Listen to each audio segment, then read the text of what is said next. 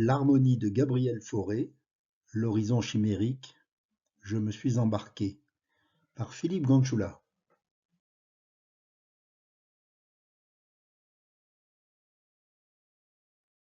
Le poème évoque le bien-être, la consolation voire l'ivresse ressentie durant un voyage maritime et solitaire. Je ne veux que la mer, je ne veux que le vent. Il oppose ce bien-être aux souffrances ressenties par le poète sur terre dans la compagnie des autres êtres humains. À vivre parmi vous, hélas, avais-je une âme. Il se termine par une exclamation poignante, évoquant ses souffrances. Ô ma peine, où vous ai-je laissé? Écoutons la pièce, magnifiquement interprétée par Camille Morane et Lily Bienvenue, en suivant sur la partition chiffrée. Je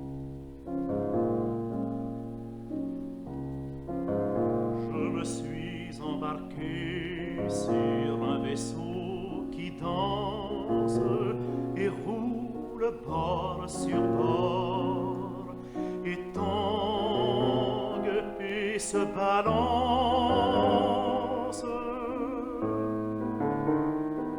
Mes pieds ont oublié la terre et ses chemins. Les vagues souples m'ont appris d'autres cadences, plus belles que le rythme là des chants humains. À vivre parmi vous, hélas, avais-je une âme? Mes frères, j'ai souffert sur tous vos continents. Je ne veux que la mer, je ne veux que le vent pour me bercer comme un enfant au creux des lames.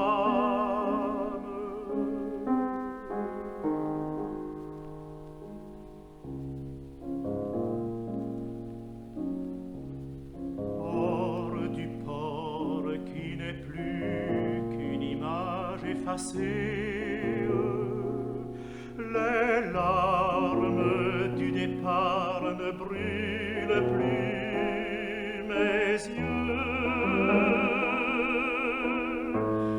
Je ne me souviens pas de mes derniers adieux. Oh, ma peine, ma peine,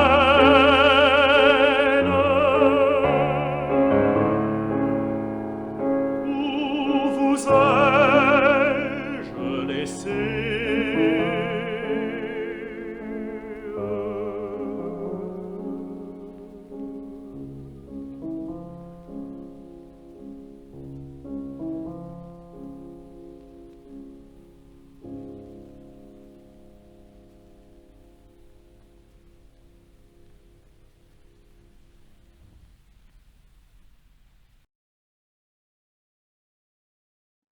Quelques commentaires analytiques après cette écoute. Remarquons tout d'abord qu'aux 3 strophes du poème correspond une forme musicale simple de type ABA'. Le ton principal est Ré bémol majeur. Les parties A et A' sont globalement au ton principal, cependant que la partie B débute en Fa mineur, puis on y observe diverses modulations. Quant à l'écriture, en ce qui concerne le piano, il effectue un ostinato rythmique, comme très souvent chez Fauré, qui évoque le balancement du bateau. Quant à la partie vocale, elle ne comporte pas de motif mélodique, elle est centrée uniquement sur la déclamation. L'harmonie de ce début est relativement simple, en Ré bémol majeur, par ce que j'appelle un cycle complet, premier degré, tonique, premier degré, cumul du deuxième et du quatrième degré, prédominante, dominante, cinquième degré, et le cycle est ouvert, c'est-à-dire il n'y aura pas de retour du premier degré. On remarque l'importance des seconds temps à la main gauche, qui sont donc des notes qui sont longuement tenues et qui sont des notes importantes. Tout d'abord ce si bémol pendant 3 mesures, qui est une sixte ajoutée par rapport à l'accord de ré bémol majeur.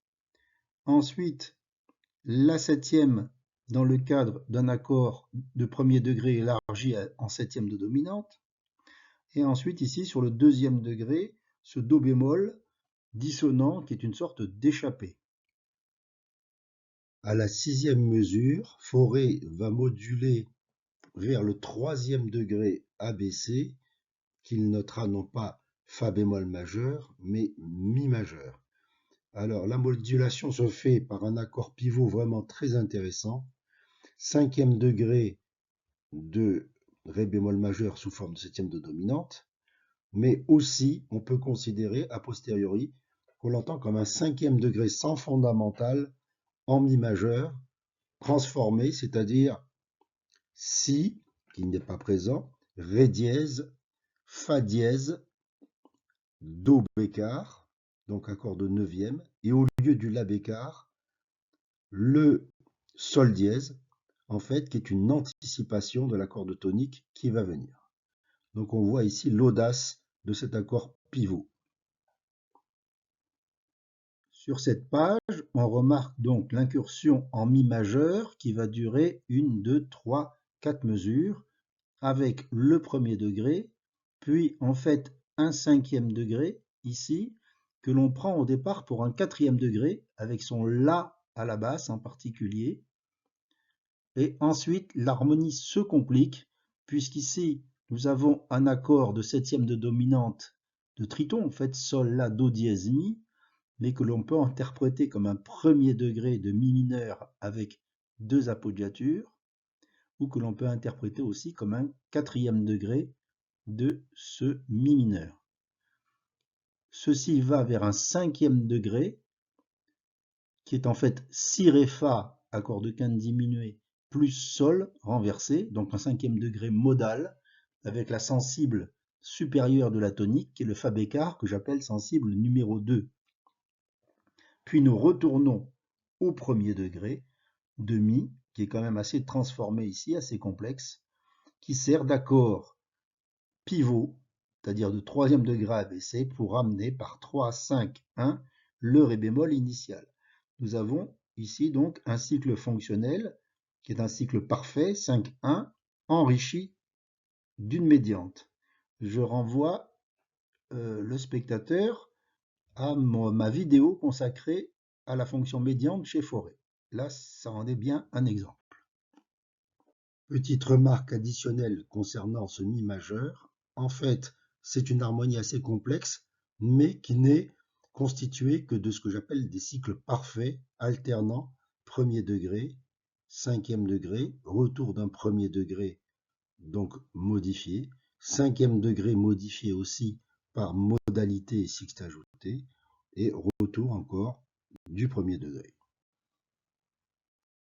Sur cette page, nous avons la fin de la première strophe, ré bémol majeur, puis modulation vers fa mineur, accord pivot ici, quatrième degré de ré bémol égale deuxième degré napolitain de fa mineur, et donc fin de la strophe sur une demi-cadence en fa mineur. Le début de cette deuxième strophe est très remarquable, avec cette modulation en fa mineur, ton plus sombre, qui évoque en fait le contact avec les autres hommes. Hélas, à vivre parmi vous, hélas. Nous avons ici un passage assez extraordinaire, 3 mesures, assez classiques avec un cycle complet, premier degré, prédominante, dominante mineure, donc modale, retour d'un premier degré, mais enrichi d'une sixte et renversé.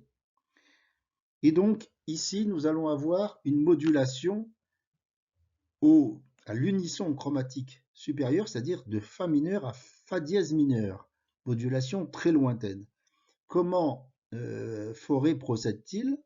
En fait, toujours par accord pivot, le premier degré de ce fa mineur devient un cinquième de fa dièse mineur, qui va se résoudre en fait vers un accord qui a une fonction de tonique. Donc c'est pour ça que j'ai mis 1 avec entre guillemets. Mais cet accord est en même temps un quatrième degré, si, ré, fa dièse avec sixte ajouté, sol dièse, qui va mener d'une manière plagale au premier degré de fa dièse mineur. Donc voilà un cas tout à fait extraordinaire de modulation. Ici, nous avons donc la transposition de la phrase précédente en fa dièse mineur. Ce fa dièse mineur commence par ce que j'appelle une cadence implagale, par une analogie avec la cadence imparfaite, c'est-à-dire par une cadence qui vient d'un quatrième degré, mais qui n'est pas à l'état fondamental. Ce fa dièse mineur, par le même mécanisme, progresse en sol mineur, ce qui fait qu'au total, nous avons une progression fa mineur, fa dièse mineur, sol mineur. Fauré a pratiqué à plusieurs reprises ces progressions de modulation chromatique montantes dans des passages particulièrement dramatiques. On en trouve des exemples dans la mélodie Au cimetière et aussi dans la mélodie Prison. Suit un passage tout à fait extraordinaire sur les paroles « Je ne veux que la mer, je ne veux que le vent », une transposition, une marche d'harmonie qui fait se succéder des cycles fonctionnels, toujours par ce troisième degré abaissé, cinquième degré et premier degré sous forme tout à fait extraordinaire d'accords parfaits mineurs avec septième majeur. Tout d'abord en mi bémol mineur, puis en si mineur. Fauré illustre les paroles « Pour me bercer comme un enfant » par le balancement entre deux accords ici, sans doute en fa dièse mineur, mais ces accords sont relativement peu signifiants au point de vue tonal. Et ensuite, nous trouvons la transition par accord pivot. Cet accord pivot nous donnant ici un troisième degré abaissé en ré bémol majeur, puis 5, puis 1, toujours ce cycle que j'appelle parfait enrichi d'une médiante, parfait médiantique, qui permet de rentrer, de revenir à la partie A'. Nous avons tout d'abord une réexposition assez fidèle à ce qui s'est passé dans la première strophe, avec cette modulation en mi majeur dont j'avais déjà parlé, sauf ici que la dominante du mi majeur va progresser par un effet d'accord parallèle, qui est indiqué ici, c'est-à-dire ce cinquième degré ici, va devenir un cinquième degré de fa mineur, ce ton de fa mineur qui revient sur « Je ne me souviens pas de mes derniers adieux ». Donc ce fa mineur ne va pas durer longtemps et de nouveau, il va donner lieu à une modulation vers fa dièse mineur, ton très éloigné, par donc ce mécanisme ici d'accord pivot entre le sixième degré de fa mineur élargi à la septième de dominante et ce qui va être le cinquième degré de fa dièse mineur. Nous arrivons sur la coda à la fois grandiose et poignante sur les paroles « Oh ma peine, où vous ai-je laissé ?» La voix tient sur une seule note, c'est une voix recto-tono sur un grand do dièse obstinément répété. Cependant que l'harmonie qui était en fa dièse mineur, on peut considérer qu'elle va revenir en ré bémol majeur, ici sur un quatrième degré. Cependant, j'ai laissé un peu plus loin une double analyse possible, en fa dièse mineur ou en ré bémol majeur. Le point culminant est atteint ici, enfin sur ces deux mesures en fait, sur ce qui est un accord napolitain en ré bémol majeur, un deuxième degré abaissé, qui se résoudra de manière plagale, c'est-à-dire directement sur le premier degré. Mais non seulement cet accord est extrêmement déjà dissonant à la base, c'est un accord de septième majeur, ré, fa dièse, la, do dièse, mais encore, il est appoggiaturé, le fa dièse, par un sol dièse, ce qui fait qu'on a une sonorité particulièrement dissonante ici, ré, la, sol dièse, do dièse, qui fait apparaître le triton entre ré et sol dièse. La résolution ici est déchirante aussi, puisque c'est un premier degré appoggiaturé par sa sixte mineure, le si double bémol, appoggiature du la bémol. Après le point culminant précédent, Fauré va terminer d'une manière beaucoup plus apaisée sur une simple cadence parfaite.